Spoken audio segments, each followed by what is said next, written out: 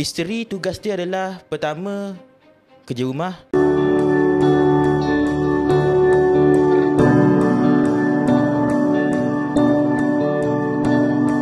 Isteri tugas dia adalah kerja rumah. Kedua, kangkang.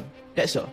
Untuk saling pampers anak hari-hari. Ada tak menjalankan tugas suami yang baik? Maknanya dia suami yang pemalas. Mek Yun dah lama perhati awak ni. Jadi hari ni izinkan Mek Yun masukkan akal yang lebih stabil daripada ego awak tu. Lelaki dengan mentaliti macam dia ni lah punca kenapa ramai perempuan hilang respect dekat lelaki. Perempuan tugasnya hanya kemas rumah dan kangkang. Awak hidup zaman bila, dek? Perempuan hari ini mampu bina kerjaya sendiri, uruskan keluarga, kontribut pada ekonomi rumah, jaga emosi dan mental anak dan suami, dan masih mampu jaga diri dia sendiri ya. Come on lah, perempuan hari ni bukan bayang-bayang lelaki bro. Dan lelaki tukar pampers setiap hari tu pemalas.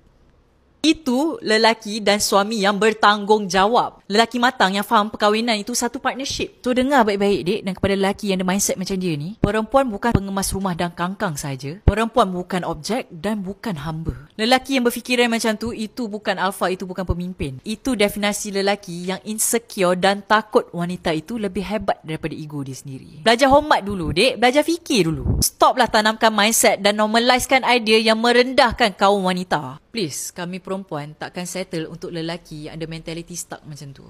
Isteri tugas dia adalah kerja rumah. Kedua, kangkang.